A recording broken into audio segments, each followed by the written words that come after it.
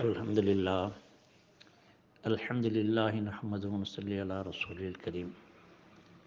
கண்ணியத்துக்குரிய காஜிமார்களே, ஹஜ்ஜு என்று பொதுவாக ஒரே வார்த்தையில் சொல்லப்படக்கூடிய இந்த வணக்கத்தில் வெறுமனே ஹஜ்ஜு நாம் செய்யப்போவதில்லை. 3 காரியங்களை முக்கியமாக நாம் செய்ய இருக்கின்றோம். ஒன்று உம்ரா, இரண்டாவதாக ஹஜ்ஜு, மூன்றாவதாக ரசூலுல்லாஹி ஸல்லல்லாஹு அலைஹி வஸல்லம் அவருடைய ஜியாரத் என்று சொல்லக்கூடிய சந்திப்பு. இந்த 3 காரியங்களையும் பற்றி விரிவான விஷயங்கள் இன்ஷா அல்லாஹ் சொல்லப்படும். முதலில் ஹஜ்ஜு என்பதுடைய விளக்கத்தை நாம் தெரிந்து கொள்ள வேண்டும். இஸ்லாத்தின் கட்டாய கடமையாக ஹஜ்ஜு ஏகோபித்த அபிப்பிராயம் எப்படி உள்ளது? இஸ்லாத்தில் குர்ஆனுடைய கருத்துப்படி அல்லாஹ் சொல்கின்றான், வலில்லாஹி அலன்னாஸ் ஹிஜ்ஜுல் பைத்தி மனிஸ்ததா இலைஹி சபீலா வமன் கஃபர ஃபஇன்னல்லாஹ கனியுன் அனில் ஆலமீன். இதில் மக்களில் எவர்கள் சக்தி பெற்றவர்களோ அவர்கள் ஹஜ்ஜு செய்வதானது அல்லாஹுக்கு ஆற்ற வேண்டிய கடமையாகும் என்பதை தெளிவாக அல்லாஹ் சொல்லியிருக்கின்றான்.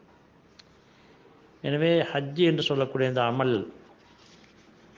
ஷரியத்துடைய அடிப்படையில் ஒரு முக்கியமான ஃபர்லாக ஆகிவிட்டது. மேலும் குர்ஆனிலே அத்திம்முல் ஹஜ்ஜ வல் உம்ரத்த என்று சொல்கின்றான். நீங்கள் அல்லாஹுடைய உவப்பை பெறுவதற்கு ஹஜ்ஜையும் உம்ராவையும் நிறைவேற்றுங்கள் என்று அல்லாஹ் தஆலா கூறுகின்றான். அதாவது இதற்கு விளக்கம் சொல்கின்ற போது, ஹஜ்ஜை பரிபூர்ணமாக நீங்கள் நிலைநாட்டுங்கள் என்று அதற்கு தப்சீர் செய்திருக்கிறார்கள். எனவே ஹஜ்ஜு என்பது பரிபூர்ணமாக நிறைவேற்றப்படக்கூடிய ஒரு அமலாக இருக்கிறது. ஹஸரத் அபூ ஹுரைரா ரலியல்லாஹு அன்ஹு அவர்கள் அறிவிக்கக்கூடிய ஹதீஸில், அல்லாஹுக்கு மிக சிறந்த செயல், நற்செயல் எது என்று கேட்கப்பட்ட போது அண்ணல் நபி ஸல்லல்லாஹு அலைஹி வஸல்லம் அவர்கள் அல்லாஹ்வையும் அவனுடைய தூதரையும் நம்புவது என்று கூறினார்கள். அதனை அடுத்து எது என்று கேட்கப்பட்ட போது அல்லாஹுடைய பாதையில் போராடுதல் என்று கூறினார்கள். அதனை அடுத்து எது என்று கேட்கப்பட்ட போது ஹஜ்ஜ மப்ரூர் என்று சொன்னார்கள். ஹஜ்ஜு மப்ரூர் என்று சொன்னால் பாவங்கள் கலக்காத ஹஜ்ஜு என்பது பொருளாகும். இதற்கு நபி ஸல்லல்லாஹு அலைஹி வஸல்லம் அவர்களே சொன்ன விளக்கம், பசித்தவருக்கு உணவளிப்பதும் மென்மையான பேச்சும் என்பதுதான் ஹஜ்ஜே மப்ரூர் ஆகும் என்று நபி ஸல்லல்லாஹு அலைஹி வஸல்லம் அவர்களே விளக்கம் சொல்லியிருக்கிறார்கள். ஹஸரத் ஹசன் ரலியல்லாஹு அன்ஹு அவர்கள், ஹஜ்ஜை முடித்து திரும்பக்கூடிய ஒரு ஹாஜி உலக பற்றற்றவராக, மறுமையின் மீது வேட்கை கொண்டவராக, ஆர்வம் கொண்டவராக திரும்புவதுதான் ஹஜ்ஜே மப்ரூர் ஆகும் என்று சொல்கின்றார்கள். எனவே இந்த ஹஜ்ஜு என்பதை எப்படி நிறைவேற்றுவது என்பதை நாம் விளங்கிக் கொள்வது அவசியமாகும். இந்த ஹஜ்ஜில் 3 விதமான அமல்கள் நான் சொன்னேன். இந்த ஹஜ்ஜு என்பதையே 3 விதமாக செய்ய முடியும். ஷரியத்தில் 3 விதமாக செய்வதற்கு அனுமதி தரப்பட்டிருக்கிறது. ஒன்றிருக்கிறது ஹஜ்ஜு இஃப்ராத் என்று சொல்வார்கள். இந்த ஹஜ்ஜு இஃப்ராத் என்று சொல்லக்கூடிய முறையில் ஹஜ்ஜு மட்டும்தான் செய்வார்கள். இந்த முறை மக்காவுக்கு அருகாமையில் வசிக்கக்கூடியவர்களுக்கு, மக்காவிலே அல்லது அது அருகாமையில் வசிக்கக்கூடியவர்களுக்கு இந்த முறையை செய்ய வேண்டும் என்று சொல்லப்பட்டிருக்கிறது. ஏனென்றால் அவர்கள் உம்ரா என்பதை அடிக்கடி செய்து கொள்ள முடியும். எனவே ஹஜ்ஜு என்பதை மட்டும் அவர்கள் செய்வார்கள். அடுத்து ஹஜ்ஜு கிரான் என்பதாக சொல்லப்படும். ஹஜ்ஜு கிரான் என்பது நபி ஸல்லல்லாஹு அலைஹி வஸல்லம் அவர்கள் செய்த முறையாகும். அதில் ஒரே நிய்யத்தில் உம்ராவையும் ஹஜ்ஜையும் நிறைவேற்றுவார்கள். பலிப்பிராணியை, குர்பானி பிராணியை கொண்டு வந்தவர்கள் இந்த முறையை பின்பற்ற வேண்டும் என்பதாக சொல்லப்பட்டிருக்கிறது. நபி ஸல்லல்லாஹு அலைஹி வஸல்லம் அவர்கள் ஹஜ்ஜுக்கு வருகின்ற போது குர்பானி பிராணியை தன்னோடு அழைத்து வந்ததால் இந்த முறையை பின்பற்றினார்கள். அதாவது ஒரே நிய்யத்தில் ஹஜ்ஜு உம்ரா இரண்டுக்கும் சேர்த்து இஹ்ராம் செய்து, இஹ்ராம் கட்டி, முதலிலே வந்தவுடன் வெறும் அதாவது ஒரு தவாஃப் மட்டும் செய்வார்கள். உம்ராவுடைய அந்த கடமை நீங்கியவுடன் உடனே ஆடையை கழிந்து விட மாட்டார்கள், இஹ்ராமிலிருந்து வெளியாக மாட்டார்கள். அதே இஹ்ராமிலேயே இருந்து ஹஜ்ஜையும் நிறைவேற்றுவார்கள். இந்த ஹஜ்ஜு கிரான் என்பதாக சொல்லப்படும். இது சற்று கடினமான முறை. நீண்ட தூரத்திலிருந்து செல்லக்கூடியவர்கள் உம்ரா செய்துவிட்டு நீண்ட நாள் இஹ்ராமுடைய ஆடையிலேயே இருப்பது என்பது, இஹ்ராமுடைய நியத்திலே இருப்பது என்பது நடைமுறையிலே சற்று சிக்கலானது. மூன்றாவது முறையாக கூடிய ஹஜ்ஜு தமத்தோ என்று சொல்லக்கூடிய முறை, இந்த முறைதான் நம்மை போன்றவர்களுக்கு ஏற்புடையதாக இருக்கிறது. இதில் முதல்ல உம்ராவுக்கு மட்டும் நியத்து வைத்து இஹ்ராம் செய்து ஹரமுக்கு சென்று மக்காவுக்கு சென்று உம்ராவுடைய கடமைகளை நிறைவேற்றி பிறகு இஹ்ராமிலிருந்து வெளியாகி தஹ்லீல் என்று சொல்வார்கள், ஹலாலாகி நாம் சாதாரண ஆடைகளை அணிந்து கொண்டு இருப்போம். பிறகு ஹஜ்ஜுடைய நாள் வருகின்ற போது, அதாவது ஜுல்ஹஜ் பிறை 8 ஆரம்பிக்கின்ற போது நாம் மறுபடியும் ஹஜ்ஜுக்கு நியத்து செய்து மறுபடியும் இஹ்ராம் செய்து ஹஜ்ஜுடைய காரியங்களை அடுத்து வரக்கூடிய நாட்களிலே நிறைவேற்றுவோம். இதை ஹஜ்ஜே தமத்தோ என்பதாக சொல்லப்படும். இந்த 3 முறையில் எந்த முறையில் செய்தாலும் ஹஜ்ஜு கூடிவிடும். ஆனால் நான் சொன்னதைப் போல எளிதான முறை என்பது இந்த ஹஜ்ஜே தமத்து என்று சொல்லக்கூடிய முறைதான் நம்மை போன்றவர்களுக்கு எளிதான ஒரு முறையாக இருக்கிறது. இதில் முதல்ல ஹஜ்ஜுடைய காலம் என்பதை பற்றி நாம் தெரிந்து கொள்ள வேண்டும். ஹஜ்ஜுடைய காலம் என்பது ரமதானுடைய நோன்பு முடிந்தவுடன் ஷவ்வால் பிறை வந்துவிட்டால் ஒரு மனிதர் ஹஜ்ஜுக்கு செல்வதற்கு, இஹ்ராம் செய்வதற்கு அது அனுமதி தரப்படுகிறது. அந்த காலத்திலெல்லாம் இந்த வாகனங்கள் இல்லாத காலத்தில் ஒட்டகத்திலே குதிரையிலே சென்ற காலங்களிலே ஷவ்வாலிலேயே இஹ்ராம் அணிந்து கொண்டு லப்பை கூறி தல்பியா சொல்லி மக்காவை நோக்கி புறப்பட்டு விடுவார்கள். ஷவ்வால் துல்கஅதா முடிந்த பிறகுதான் ஹஜ்ஜுடைய மாதம் துல்ஹஜ் ஆரம்பிக்கிறது. எனவே ஹஜ்ஜுடைய காலம் என்று வருகின்ற போது ஷவ்வால், துல்கஅதா மற்றும் துல்ஹஜ் ஆகிய மாதங்களை குறிக்கும். எனவே ஷவ்வால் ஆரம்பிக்கும் போதே ஹஜ்ஜுக்காக இஹ்ராம் செய்து கொள்ளலாம். ஆனால் ஹஜ்ஜுடைய நாட்கள் என்று வருகின்ற போது துல்ஹஜ் பிறை 8 இருந்து 13 வரை, பொதுவாக 12 வரை சிலர் அமல்கள் செய்வார்கள், சிலர் 13லும் மினாவிலே தங்கி அமல் செய்வார்கள். ஆகவே 5 அல்லது 6 நாட்கள் இதுதான் ஹஜ்ஜுடைய நாட்கள் என்பதாக சொல்லப்படும். எனவே ஹஜ்ஜுடைய நாட்களில் நாம் செய்யக்கூடிய அந்த அமல்தான் ஹஜ்ஜு. அதாவது துல்ஹஜ் பிறை 8 13 வரை செய்யக்கூடிய அமல்தான் ஹஜ்ஜு என்பதாக சொல்லப்படும். ஆகவே ஹஜ்ஜுடைய காலங்களை தெரிந்து கொள்ள வேண்டும். அடுத்து ஹஜ்ஜுக்காக இஹ்ராம் செய்வதற்கான சில நிபந்தனைகள் இருக்கின்றன.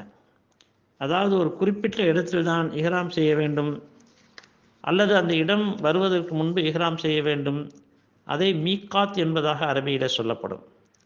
நபி ஸல்லல்லாஹு அலைஹி வஸல்லம் அவர்கள் அந்த இடங்களை எல்லாம் நிர்ணயம் செய்து நமக்கு முன்கூட்டியே சொல்லிவிட்டு சென்று விட்டார்கள். ஒவ்வொரு பகுதியிலிருந்து வரக்கூடியவர்கள் எந்த இடத்தில் அவர்களுடைய இஹ்ராம் செய்ய வேண்டும் என்பதை சுட்டி காட்டியிருக்கிறார்கள்.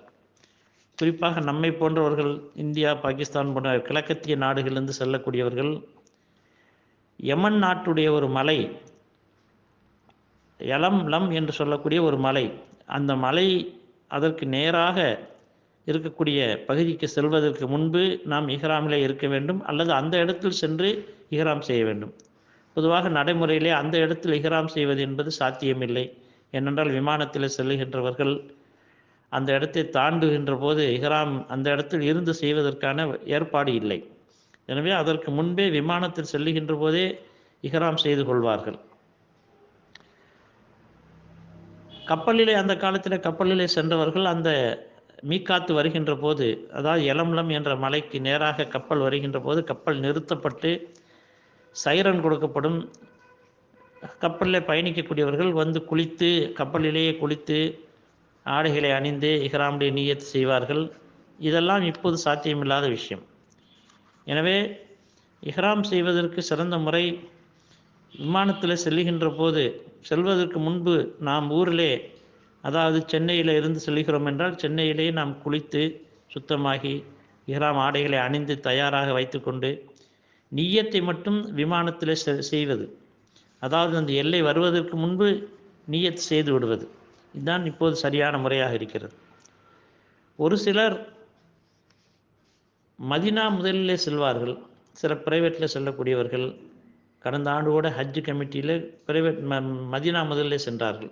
எனவே மதினா முதலிலே சென்று ஜியாரத்தை முடித்துவிட்டு பிறகு ஹஜ்ஜுக்கு வரக்கூடியவர்கள் இங்கிருந்து நியத்து செய்ய மாட்டார்கள். மதினாவுக்கு சாதாரணமாக செல்வார்கள். மதினாவிலே தங்கியிருந்து பிறகு மதினாவை விட்டு புறப்பட்டு மக்காவுக்கு போவதற்கு முன்பாக மதினாவிலிருக்கு வெளியே ஒரு 10 கிலோமீட்டர் அல்லது ஒரு 6 மைல் தள்ளி ஜுல் ஹுலைஃபா என்று சொல்லக்கூடிய ஒரு இடம் இருக்கிறது. அந்த இடத்துல இஹ்ராம் நியத்து செய்வார்கள். முதலில் மதினாவுக்கு இங்கிருந்து போகும்போதே இஹ்ராமோடு செல்ல மாட்டார்கள். ஆனால் இந்த ஆண்டு ஹஜ் கமிட்டியில் நேரடியாக மக்காவுக்கு செல்ல இருப்பதால் இன்ஷா அல்லாஹ் நாம் விமானத்தில் செல்கின்ற போதே நியத்து செய்யக்கூடிய நிலையில் நாம் இருக்கின்றோம். எனவே இந்த தமத்து என்று சொல்லக்கூடிய ஹஜ்ஜில் நியத்து செய்கின்ற போது உம்ராவுக்கு மட்டும் நியத்து செய்வார்கள். ஆக அந்த மீக்காத் என்று சொல்லக்கூடிய அந்த எல்லைகளை நாம் அறிந்து ஒவ்வொரு பகுதியிலிருந்து வரக்கூடியவர்களுக்கு ஒவ்வொரு பகுதி மீக்காத்தாக இருக்கிறது. உதாரணமாக நான் சொன்னேன், எலம்லம் என்று சொல்லக்கூடிய அந்த மலை நமக்கு மீக்காத். அதே நேரத்தில் மதினாவிலிருந்து ஹஜ்ஜுக்கு வரக்கூடியவர்கள் அவர்களுடைய எல்லை என்ன என்று சொன்னால் அந்த 5-6 மைல் தள்ளி இருக்கக்கூடிய ஜுல் ஹுலைஃபா என்ற இடம் அவர்களுடைய எல்லையாக இருக்கிறது. இப்படி ஒவ்வொரு பகுதியிலும் எல்லை இருக்கிறது. அதே போல் மக்காவுடைய எல்லை, அதாவது ஹரமுடைய எல்லை என்று ஒரு எல்லை இருக்கிறது. அதையும் நாம் விளங்கிக் கொள்ள வேண்டும். மக்காவை சுற்றி 5 இடங்களிலே நபி ஸல்லல்லாஹு அலைஹி வஸல்லம் அவர்கள் எல்லையை அமைத்தார்கள். அந்த எல்லையை தாண்டி வருவதற்கு வந்துவிட்டால் சில கட்டுப்பாடுகள் நம் மீது விதிக்கப்பட்டுவிடும். அதான் ஹரமுடைய எல்லை என்பதாக சொல்லப்படும். ஹரமுடைய எல்லையில் நம்மை பொறுத்தவரை ஜித்தாவிலே விமான நிலையத்தில் இறங்கி ஜித்தாவிலிருந்து மக்காவுக்கு போகின்ற போது மக்காவை நெருங்குவதற்கு ஒரு 10 கிலோமீட்டர் இருக்கும்போது காங்கிரீட் ஆர்ச், ஒரு காங்கிரீட்டில் உள்ள பெரிய ஒரு ஆர்ச் இருக்கும். அந்த ஆர்ச்சில் எப்படி அமைந்திருக்கும் என்றால் அந்த ஆர்ச் மீது ரெகால் வைக்கப்பட்டு அதில் கித்தாபு வைக்கப்பட்டது போல் அந்த ஆர்ச் கட்டப்பட்டிருக்கும். அந்த ஆர்ச் இருக்கும் இடம் வந்துவிட்டால் அது ஹரமுடைய எல்லை என்பதாக விளங்கி கொள்ள வேண்டும். ஒவ்வொரு பகுதியிலும் ஒரு எல்லை இருக்கிறது. 5 எல்லைகள் நிர்ணயிக்கப்பட்டிருக்கின்றன. நாம் ஜித்தா வழியாக சென்றால் அந்த எல்லையிலே செல்வோம். மதினா வழியாக சென்றால் மக்காவை நெருங்குகின்ற போது அதே மாதிரி ஒரு ஆர்ச்சை அவர்கள் பார்ப்பார்கள். ஆக அந்த ஆர்ச் வந்துவிட்டால் அது ஹரமுடைய எல்லை என்பதாக விளங்கி கொள்ள வேண்டும். ஹரமுடைய எல்லையில் செய்யக்கூடாத செயல்களை செய்யக்கூடாது என்பதற்காகத்தான் அந்த எல்லை நிர்ணயிக்கப்பட்டிருக்கிறது. அதாவது உதாரணமாக இஹ்ராமில் இருக்கக்கூடியவர்கள் ஹரமுடைய எல்லையில் செடி கொடிகளை பிடுங்கக்கூடாது, இலைகளை பறிக்கக்கூடாது என்று ஒரு கட்டுப்பாடு இருக்கிறது. எனவே அந்த ஹரமுடைய எல்லையை நாம் விளங்கிக் கொள்ள வேண்டும். ஆக மீக்காத்துடைய எல்லை என்பது ஒன்று, ஹரமுடைய எல்லை என்பது இன்னொன்று. இந்த ஹரமுடைய எல்லைக்கும் மீக்காத்துடைய எல்லைக்கும் இடையிலே வசிக்கக்கூடியவர்கள் தங்கள் இருப்பிடத்திலிருந்தே இஹ்ராம் செய்து ஹஜ்ஜுக்காக வருவார்கள். உதாரணமாக ஜித்தாவில் வசிக்கக்கூடியவர்கள் ஜித்தாவிலிருந்தே இஹ்ராம் செய்து ஹஜ்ஜுக்காக வருவார்கள். எப்படியும் ஹரமுடைய எல்லையை தாண்டுவதற்கு முன்பு அவர்கள் இஹ்ராமில் இருக்க வேண்டும். அதேபோல் மக்காவுக்குள்ளேயே வசிக்கக்கூடியவர்கள் அவர்கள் வீடுகளிலே இஹ்ராம் செய்து கொள்வார்கள். ஆக வெளியிலிருந்து வரக்கூடியவர்களுக்கு தான் இந்த மீக்காத் என்பது நிர்ணயிக்கப்பட்டிருக்கிறது. இந்த மீக்காத்துக்கும் ஹரமுடைய எல்லைக்கும் இடைப்பட்ட பகுதி ஹில் பிரதேசம் என்பதாக சொல்லப்படும். அவர்களுடைய சட்டங்கள் கொஞ்சம் வித்தியாசமாக இருக்கிறது.